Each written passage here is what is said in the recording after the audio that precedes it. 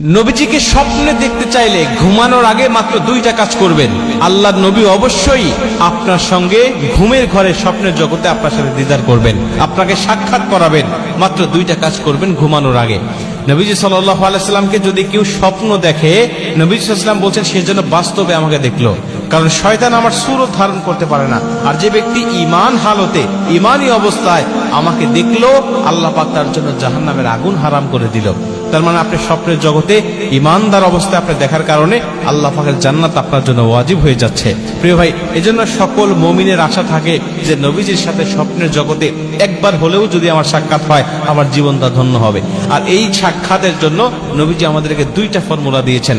এক নম্বরে, আপনি যখন ঘুমাতে যাবেন, ওযু অবস্থায় ঘুমাতে যাবেন। আপনি নিজে পবিত্র হয়ে আপনি ঘুমাতে যাবেন, এবং যেই বিছানায় আপনি ঘুমাবেন ওই বিছানাটাও পবিত্র রাখবেন। নাপাকি জায়গায়, অপবিত্র জায়গায় নবীজি কখনোই আপনার কাছে সাক্ষাৎ দিবে না।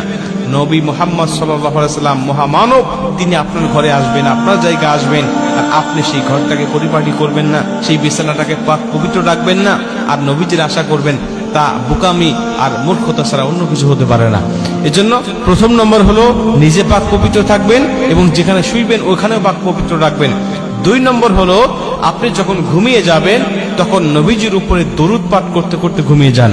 আপনি যে দরুদটা পারেন, ছোট হোক বড় হোক, দরুদ ইব্রাহিম হোক আর ছোট দরুদ হোক, আপনি যা পারেন এইটা পাঠ করতে করতে আপনি ঘুমিয়ে যাবেন। যতক্ষণ না ঘুম আসে ততক্ষণ পর্যন্ত আপনি পাঠ করতেই থাকেন।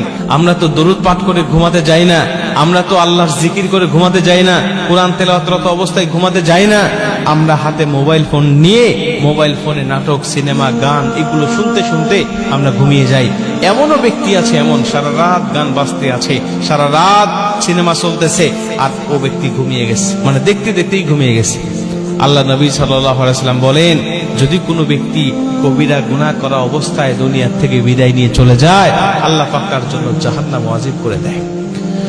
মুসলমান ভাইরা আমার, নবীজি সাল্লাল্লাহু আলাইহি ওয়াসাল্লাম বলেন, যদি কোনো ব্যক্তি কবিরা গুনাহ করা অবস্থায় দুনিয়া থেকে বিদায় নিয়ে চলে যায়, আল্লাহ পাক তার জন্য জাহান্নামকে অবধারিত করে ফেলে দেয়।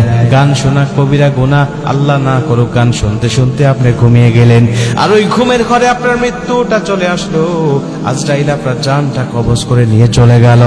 নবীজির হাদিস অনুযায়ী আল্লাহ পাক আপনার শেষ বিদায়টা কবিরা গুনাহ করা অবস্থায় দিয়েছেন, এ কারণে আল্লাহ আপনার জন্য চিরস্থায়ী জাহান্নাম নিযুক্ত করে রেখেছে।